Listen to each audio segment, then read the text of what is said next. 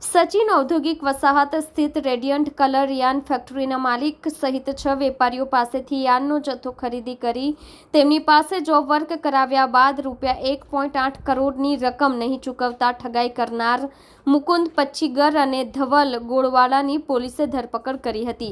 તેમજ પોલીસે બંનેને કોર્ટમાંથી રિમાન્ડ મેળવવા તજવીજ હાથ ધરી છે. પોલીસના જણાવ્યા મુજબ વરાછા રોડની કલાકુંજ સોસાયટીમાં રહેતા મિલન હરિભાઈ સખવાળા સચિન જીઆઈડીસી ડીસીમાં રેડિયન્ટ કલર યાન નામે ફેક્ટરી ધરાવે છે. તારીખ 24 નવેમ્બર 2022 થી 22 જુલાઈ 2024 સુધીમાં રેડિયન્ટ કલર યાન કંપની પાસેથી સચિન ડાયમંડ પાર્કના શિવકલા ફેશનના ભાગીદાર સંબિત રાજન રાંદેરિયા, મુકુંદ અરવિંદ પચ્છીગર અને ધવલ દિનેશચંદ્ર ગોલવાળાએ જુદા જુદા 123 જેટલા બિલ દ્વારા જીએસટી સાથે ₹54.19 લાખનું યાન ખરીદ્યું હતું.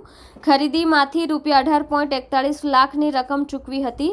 ₹35.77 લાખ ચૂકવવાના બાકી રાખ્યા હતા. એ ઉપરાંત શિવકલા ફેશનના ભાગીદારોએ Shriji yarn India Gurukrupa rayon અને શ્રીજી ફિલામેન્ટ પ્રાઇવેટ લિમિટેડના ડાયરેક્ટર રાજેશ જીવણભાઈ સુદાણી પાસેથી 47 બિલ મારફતે 29.42 લાખની ખરીદી કરી, જેમાંથી ₹17.62 લાખની રકમ ચૂકવી ન હતી. એ સિવાય પણ અન્ય 5 વેપારીઓ પાસેથી ₹1.32 કરોડનો યાનનો જથ્થો ખરીદી કરી તેના પર જોબ વર્ક કરાવ્યું હતું. આ પેટે ₹44.82 લાખ ચૂકવી ₹58,31,740 બાકી રાખ્યા હતા. કુલ શિવકલા ફેશનના ભાગીદારોએ તમામ પાસેથી ₹1,86,86,000નો યાનનો જથ્થો ખરીદી તેમજ જોબ વર્કનું કામ કરાવી ₹80.96 લાખ ચૂકવી આપીને બાકી લેવાના નીકળતા ₹1,05,89,000નું ચૂકવણું કર્યું ન હતું. ઉઘરાણી કરતા વેપારીઓને ખોટા વાયદાઓ આપીને વધુ યાન આપો, હું ધંધો શરૂ કરીને બાકી પેમેન્ટ ચૂકવી દઈશ એવી લાલચ આપી હતી.